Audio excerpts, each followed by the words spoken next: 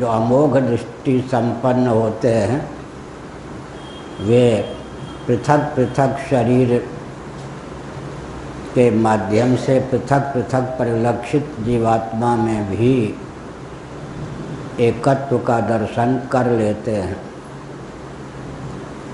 जिस ज्ञान विज्ञान के प्रभाव से एकत्व का दर्शन होता है, महापुरुषों ने उसे भागवत धर्म कहा है। जिनके जीवन में भागवत धर्म की प्रतिष्ठा होती है वे सर्वत्र भगवत तत्व का दर्शन करने में समर्थ होते हैं।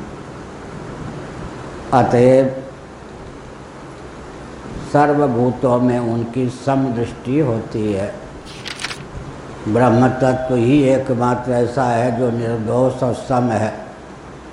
अर्थापत्ति प्रमाण का आलंबन लेकर भगवान ने इस तथ्य को उद्भाषित किया, जो भी अनात्मक प्रपंच है वह सदोष और विषम है। प्रामाणिक रीति से निरीक्षण परीक्षण करने पर सकल अनात्मक प्रपंच सदोष और विषम ही सिद्ध होता है। अतः वर्ण करने योग्य कथमपि सिद्ध नहीं होता। यही एक ऐसी घाटी है जहाँ भौतिकवादियों को घुटना टेकने के लिए बाध्य होना पड़ता है। श्रीमद् भागवत के 11 स्कंद का एक वचन बहुत मार्मिक है इस संदर्भ में। आत्मैव तदिदं विश्वं सृजते सृजति प्रभु त्रायते त्राति विश्वात्मा ह्रियते हरतीश्वरः। ब्रह्मस्वरूप आत्मा ही सर्जनहार है, सृष्टा है और वही सृज्य भी है। विचित्रता हो गई या नहीं? वही पाल्य भी है, वही पालक भी है, वही हार्य भी है, वही हारक भी है। जिसका संहार करता है वो भी परमात्मा,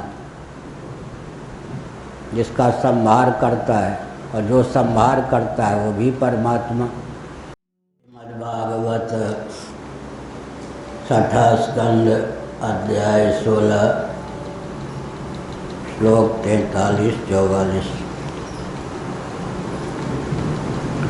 न व्यभिचरति तवेक्षा यया ह्यभिहितो भागवतो धर्मः स्थिरचर सत्वकदम्बे स्वपृथग्धियो यमुपासते त्वार्या। नहि भगवन् घटितमिदं तद्दर्शनानृणामखिलपापक्षयः यन्नाम सकृच्छ्रवणात् पुल्कसोऽपि विमुच्यते संसारात्। नारायण। चित्रकेतु ने अपने आराध्य भगवान संकर्षण की उपासना की।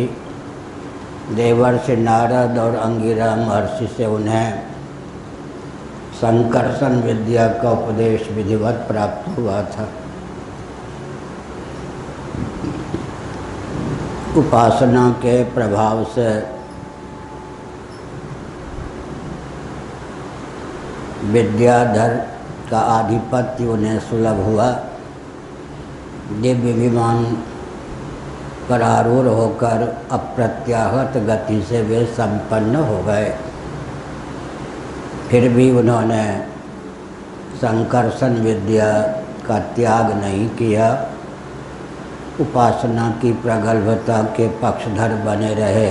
अतएव उनके जीवन में उस दिव्यता का उदय हुआ जिसके फलस्वरूप वे साक्षात भगवान संकर्षण के धाम तक पहुँच सके। उन्हें भगवत कृपा से भगवान संकर्षण का दर्शन भी हुआ और मन तथा वाणी में इस प्रकार की क्षमता का उद्रेक हुआ जिससे वे भगवान संकर्षण की स्तुति करने में समर्थ हुए। साथ ही साथ भगवान के द्वारा भक्तों के हित की भावना से जिस भागवत धर्म का उपदेश किया गया है उसके स्वरूप का भी चित्रकेतु ने मार्मिक चित्रण किया। उसी संदर्भ में यह 43वां श्लोक है। सत्व कदम्ब शब्द का प्रयोग किया गया है। जितने स्थावर जंगम प्राणी हैं उनका समूह, ये सब के सब उपाधि युक्त होने के कारण पृथक पृथक परिलक्षित होते हैं, परंतु वस्तु स्थिति यह है कि आत्म तत्व की दृष्टि से इनमें एकत्व ही चरितार्थ होता है। जो अमोघ दृष्टि संपन्न होते हैं वे पृथक पृथक शरीर के माध्यम से पृथक पृथक परिलक्षित जीवात्मा में भी एकत्व का दर्शन कर लेते हैं। जिस ज्ञान विज्ञान के प्रभाव से एकत्व का दर्शन होता है, महापुरुषों ने उसे भागवत धर्म कहा है। जिनके जीवन में भागवत धर्म की प्रतिष्ठा होती है वे सर्वत्र भगवत तत्व का दर्शन करने में समर्थ होते हैं। अतएव सर्वभूतों में उनकी समदृष्टि होती है।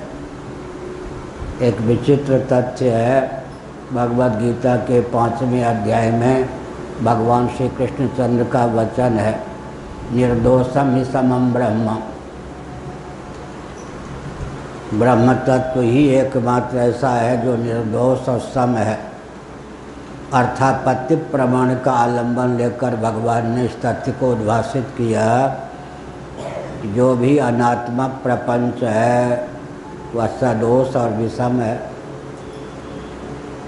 प्रामाणिक रीति से निरीक्षण परीक्षण करने पर सकल अनात्मक प्रपंच सदोष और विषम ही सिद्ध होता है। अतः वर्ण करने योग्य कथमपि सिद्ध नहीं होता। यही एक ऐसी घाटी है जहाँ भौतिकवादियों को घुटना टेकने के लिए बाध्य होना पड़ता है।